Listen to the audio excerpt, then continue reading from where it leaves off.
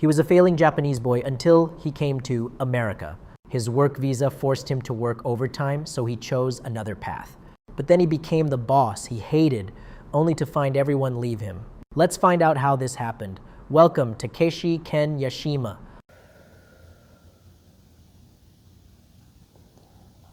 I was born in Japan, Tokyo, and we move move around a lot. But I was born in Tokyo, and just a normal kid. And I started, just like everybody else, I started to go to elementary school, junior high. But my academic is not good at all, really? And I didn't have any.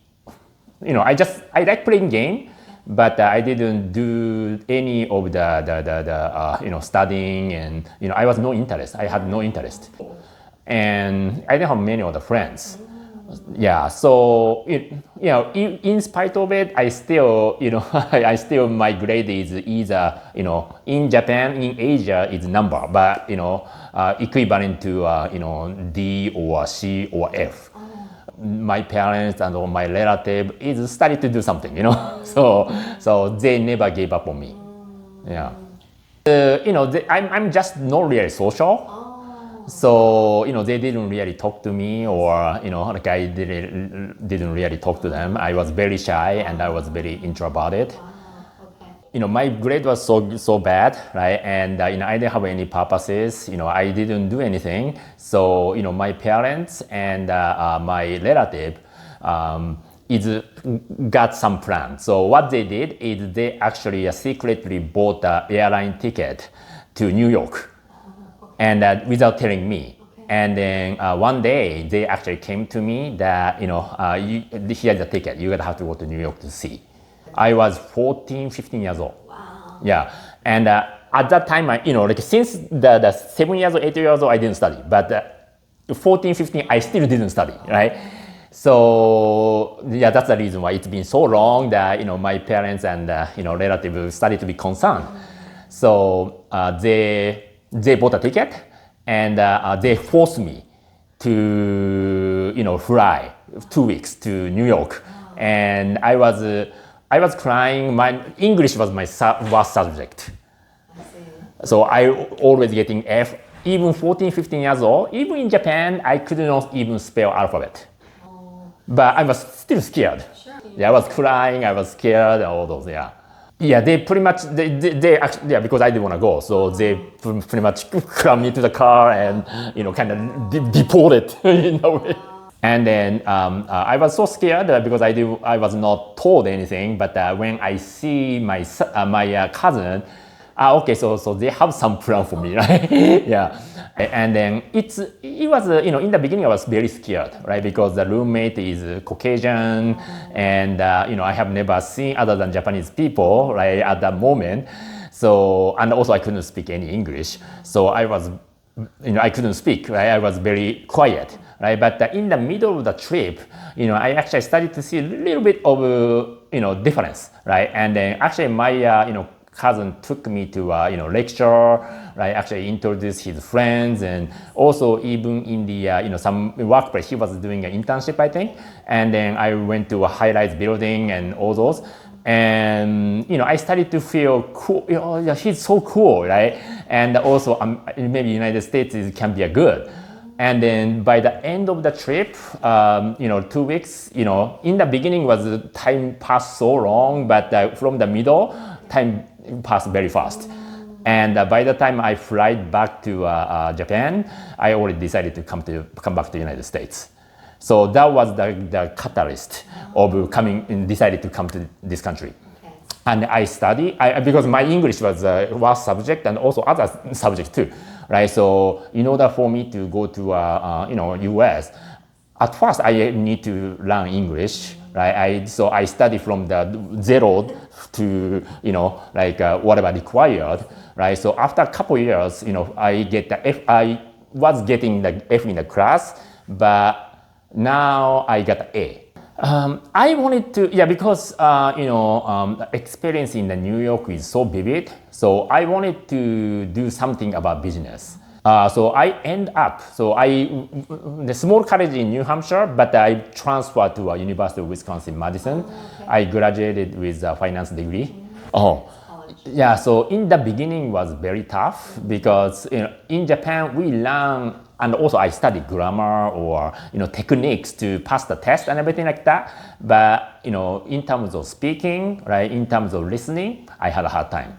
Especially in the East Coast, usually the culture over there is very conservative, right? So they only hang out with the same race, and I had a hard time. Yeah, I had a hard time making friends. But because I wanted to be successful, I wanted to be able to speak English, right? Otherwise, I cannot survive. So I do any way to try to make friends. Right, so I try, proactively talk to them. I go to the party, during the weekend, right? So in the beginning, they ignore, but after a while, they started to accept me as a friend because even though I try to talk, they never reply me, or they just want to hang out with their own races. Yeah, tough, but I could manage to graduate it anyway. Yeah. So after I graduated from the school, I got a job in Japanese company in Illinois. Illinois, because Wisconsin, Illinois is the next state, and Chicago is the biggest city, in proximity, right? And just like any other people, any other Asian, I'm not sure. Asian who born here have no problem, right? But come here as an international student, need a visa to work. So the first thing that I had a struggle with, finding the employer that are willing to sponsor me, because if there is no sponsorship, I need to go home, and I still couldn't find. And the last company's interview, it's almost 7-8 months into it. I was kind of thinking if I cannot get the job at that time, I need to go home because of the financially and all those. But luckily this company accept me and they were willing to sponsor. Luckily company is looking for the Japanese speaking people. So different from local here, because I was sponsored by the company, so I couldn't choose what I wanted to do. Right? I just want to stay here, so any company that can sponsor me, pretty much, right? So that was my situation. So even though I graduated with a finance degree, I have an interest in finance, but I was studied to working in the manufacturing because that's only they could hire, that's the only option that I had at that moment. Usually Japanese working in Japanese culture, working culture, boss is number one, right? And then there's top down. So, I gotta have to listen to the boss and, long hour and the low pay. So, but because of the visa, I have to endure. So even though, some local left, in the, 9 to 5, I sometimes stay longer, kind of have to stay longer. Yeah, and but this is first company, so at least I still have a kind of feeling that at least they hire me. So what happened is in company in Illinois, actually my wife, my girlfriend at the time, my wife now, Cindy, right? So her company is relocated to California, and this is so for the boss's personal reason. So, under small company, so they can easily move. So Cindy have to move also. And also at that time, I found out that, the current company does not willing to sponsor any more visa. So I have to look for another alternative also. So, since Cindy is gonna move and also, I don't have, if I stay here, I have to go home, then, I gotta have to do something else. So I started to look for the job in California.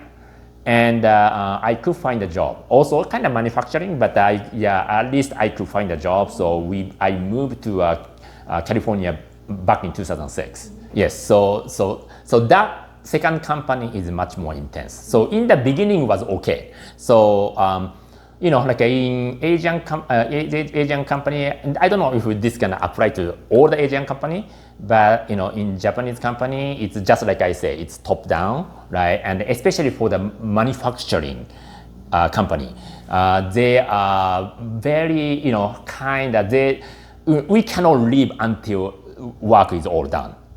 Yeah, so in the beginning, like my boss was, older guy. So, he was very nice. But until the next manager came, because of the maybe lack of management experiences, he was very tough. In a way that, he was very moody. So, when things not going his way or all those, he kind of kick the desk or, all those. And also, Japanese manufacturing working culture is more like look and observe what they do and learn rather than can I learn from you or can you teach me step by step. So this kind of things happen over and over, and I was become phobia, and then I really wanted to, get out of the company, right? And his attitude is like this, but not really good at dealing with people. So I really had a hard time, and almost right every morning at around 6 o'clock, I become nervous, and I have a phobia and all those before I go to work. So that was really the tough moment, and then that's the time when I had to do something. Yeah, I really have to do something to kind of get out of the situation. In that moment, oh my God, right? But right now, looking back, because of this, I could get out, and then I am who I am today. So now I appreciate, but back then I was very stressed.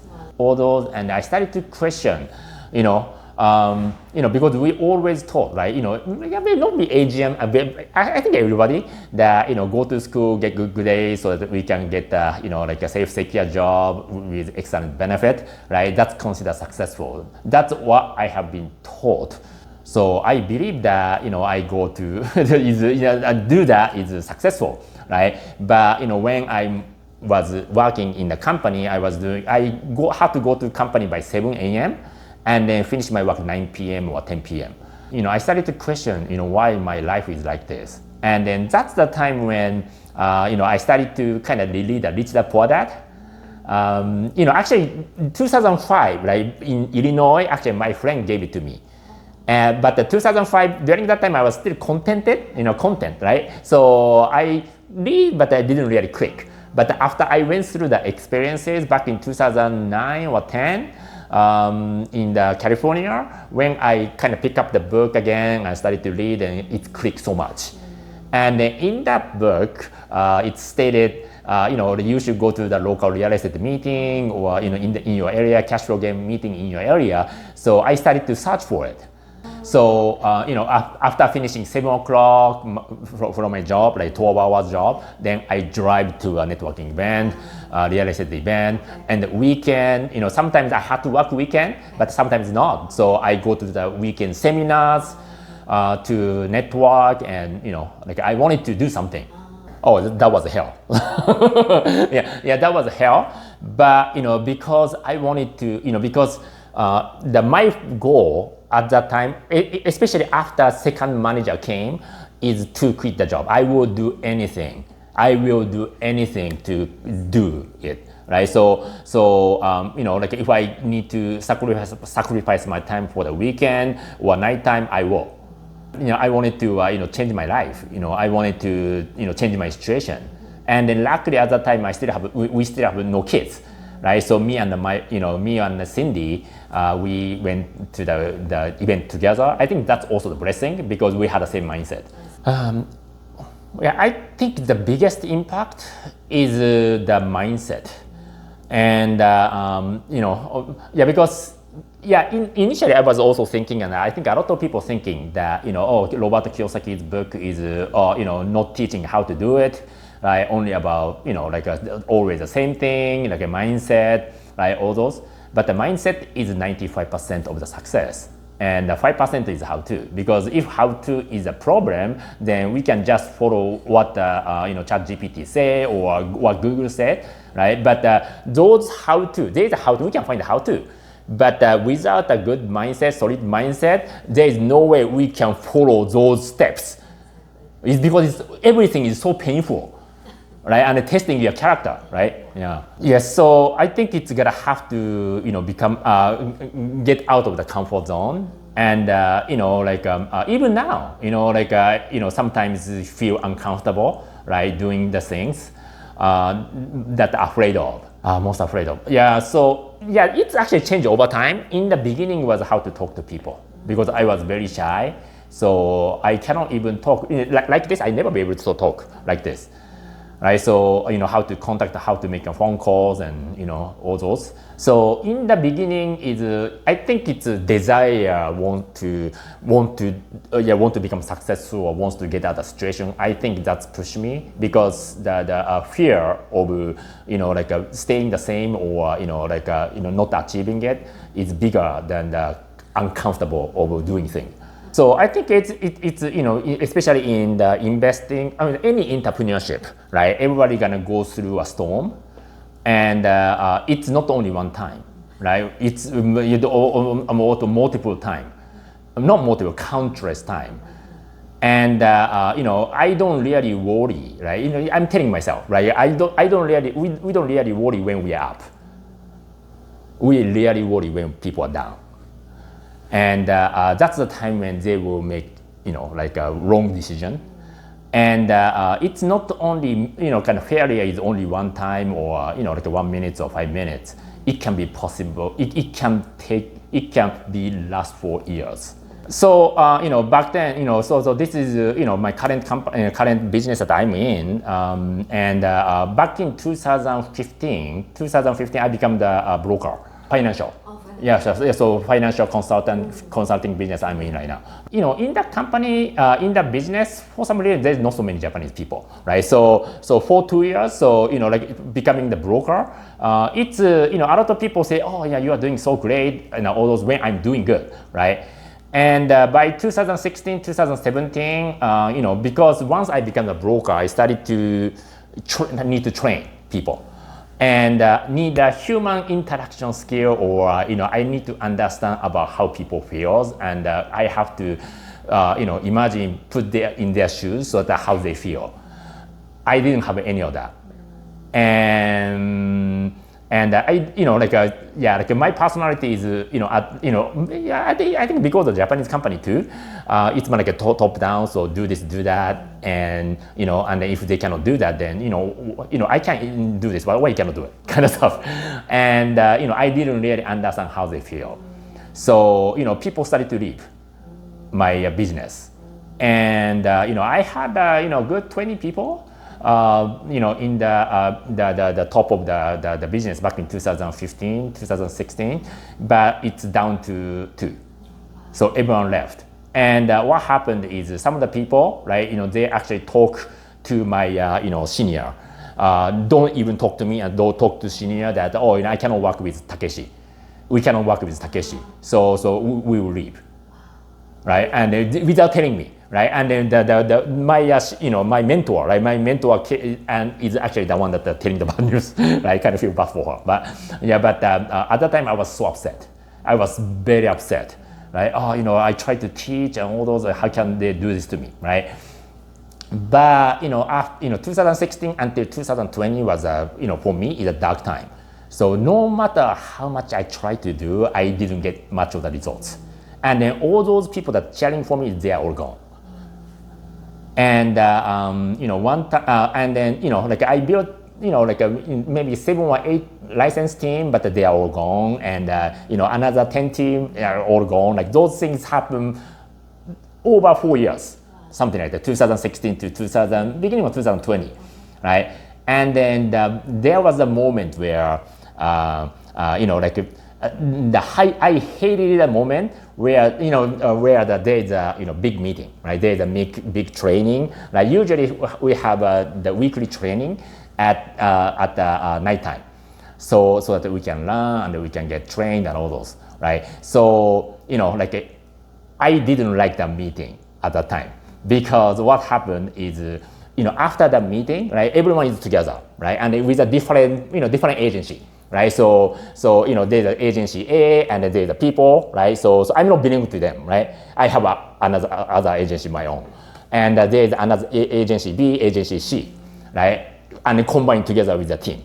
And then after the general training, there will be a team meeting, not team meeting, like more like a talk about their individual team, right? So each broker gonna brought to their office, and they will talk about their win and all that. There some of the people that 10 people, 15, 20 people, and then when they spread it out, and then that's the time when I'm only alone at that time. I had the people, 20 people a couple years back, but now down to one. And at that time, I was seriously wanted to quit. Because this kind of things happen so long, and that was the time when I was in the very rock bottom. My feeling was I feel hopeless, right? But I try to not show it to the people, because I don't want to show the negativity in the positive environment. But in my mind, I was crying, right? So this kind of storm, this gonna be happen. But how can we think about it at the moment, and also what kind of environment association during the moment is very key, right? Because at that time, actually my mentor is in San Diego. They are actually sometimes in the moment, right? So, of course, obviously can tell, I was kind of pale, no motivations, right? I just go there for the sake of work, no motivation.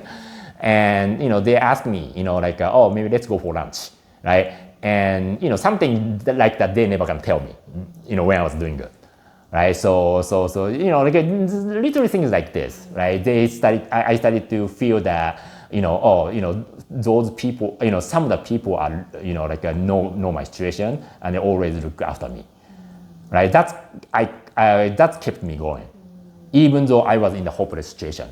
After 2020, I started to have one or a couple of the committed agent and a consultant, and then they become the broker, and now I have around 40 agents, and 40 agent and a consultant, and helping people not only California but also other states. So my lesson here is in this kind of moment, build a character. Right, and I know it's hard. It's very tough. It's very tough to think otherwise. But even though you feel sad or you feel hopeless, always there is a light on the end of the tunnel. So keep moving. I think that's the key. And then there will be the time that you will shine. So it's very tough to think positive at that time. Right, but this is where the confidence, that whatever we did in before, what we built up before, gonna come, and that's become the backbone, and then we support ourselves. Because if there is no past experiences, then I probably failed. So in the beginning, I couldn't think this way, right? But because I was very upset, and then I didn't see anything wrong. But what happened is when my business is going down, and people left and all those, and then during that moment, what I realized is if I'm in this kind of situation, if if Takeshi is treating me like back in 2015, I will also quit. So that's the realization that I didn't know myself. Yeah. So after at first, I tried to choose the word of what to say to them. I try to talk to them to understand the situation, right? And also, now, I more understand people, how to, because of the back experiences in the before, right? So I was in that moment. I think they will probably feel in the same way. So I should not say this, I should not say that, right? So this is a lot of the things coming from the past experiences, especially from experience from 2016 and 2020 is really, I'm using a lot. Because it's, and also thinking if I'm feeling like this, and then I almost quit, then, some of the people maybe must feel terrible, right? So I cannot say that, this is the way it is, get up, cannot say this kind of stuff. Yeah, in the beginning, investment and the business or entrepreneurship is a totally different thing. That's what I saw. But now I feel that it's almost the same. Right, but I will tell my investment experience first. So I actually before starting the business, I started to do the real estate investing. Right, so I read the Rich Dad Poor Dad just like I said, and I started to go to the real estate meeting, right? Because that that book stating the real estate mainly. So I started to go to the real estate meeting and met a couple people. Like in the beginning, I was very nervous, right? Especially the first meeting that I went is the Rudy's meeting. And Rudy's meeting in the Koei bunker. And at that time, I think he is talking, for, like an overall general public, right? So I thought, oh, that's pretty simple, right? But the second meeting that I went in the Hermosa Beach is more like investor focus. So I actually I went there with Cindy, right? And then, the crowd is totally different. They're wearing the tie, some of the lawyers, some of the CPA, some of the higher background, some of the people are business owner. I feel out of place. And oh my God, wow, so, and then the content is totally different. Maybe 99.9% of the things that what they say I didn't understand. Oh my God, like they are saying like another language. That's how I started, right? But I wanted to, change my situation, right? So me and my wife always go to the event, weekly basis. And maybe after 1 year or so, like I started to do a turnkey real estate deal in Memphis. It's actually one of the property I still have. But that's how I started because I was working 7 hours a week and then 10 hours in the part-time in, like a real estate or like at night. So no way I could flip houses or no way I could do much other things actively. So I was looking at, turnkey. So that's the first deal. It's more like a business, dealing with the manager, managing the manager, and looking at the statement. Gotta have to deal with the breakdown or have to evict the tenants. It's actually much more active than I thought. My understanding was, I just gonna get the low end, not low end property, but the property, right? As long as rent after expense cash flow is higher than the high positive, then it's all good. It's all good, automatically come. But it's no work like that. And then, after I went through, a couple properties and all those, me and Cindy started to get it, right? And then we try other things, but, actually real estate investing is also not as easy as we think it is. There is a bottom, but at the same time, there is also the good time coming, right? We just don't see it yet. In the later, the screen, we don't see it yet. But it's always, there is something that we couldn't see. It can come. I think it's good things, is about right now, and any businesses, especially my business and other businesses, is we can do part time. So because if they asked me to do the full time, I couldn't do it. But they say, oh, I can do part time, right? So for me at that time, especially I was dealing with the second manager, and I was so stressful, and I was almost become crazy, right? So at that time, as long as physically possible, physically I can move, I will do it. Like for example, if my mentor call me that, oh, you're gonna have to come 2 p.m. meeting, I cannot do that, right? Because I'm still working. But as long as after finish work at 7 o'clock, there's a training or a meeting or all those after my work, as long as I can physically move or physically have a time, I will do that. That's my decision that I did. Oh yeah, so even vacation time, I never use vacation for my own thing. I vacation for going to the convention or going to some business related event or some intense trainings. Yeah, I use all the vacation for that. I never used for my personal reason. So I was grateful that I found, I realized, I at least noticed that, and open-minded enough to step in so that I could change. To the 14-year-old boys who are failing in school, what advice would you give?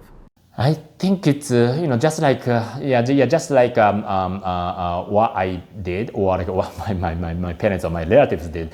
But go to a different environment, different places where we never been, so that we may see, we may find out, or we may discover the like an opportunity or potential, something that they are excited about. Maybe do something that you never done before, so that you will find something that like maybe interested, or like maybe can be the new path.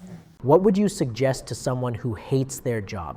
For me, I always think like certain people maybe don't have a choice, but people always have a choice.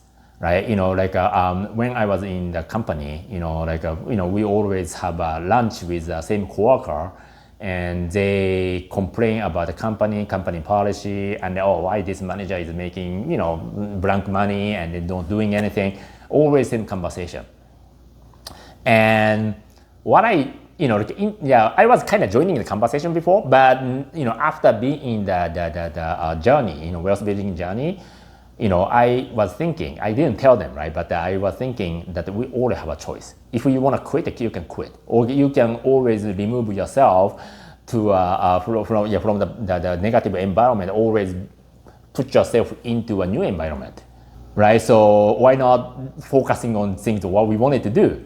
Paradigm shift in a way that I was always society always taught me to do this, but I was not happy. But they are doing exact opposite, and they are having a happy life. And then that, I actually changed my perspective. And then if I could meet him in that environment, I will never be where I am today.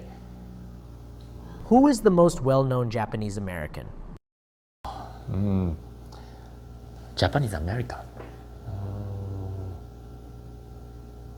Not Robert Kiyosaki, right? We only live one life. Right, so let's focus on the achievement, right? Not like what other people think, or what everybody is doing, right? Because your story is unique, right? So you focusing on yourself, and you write your own story.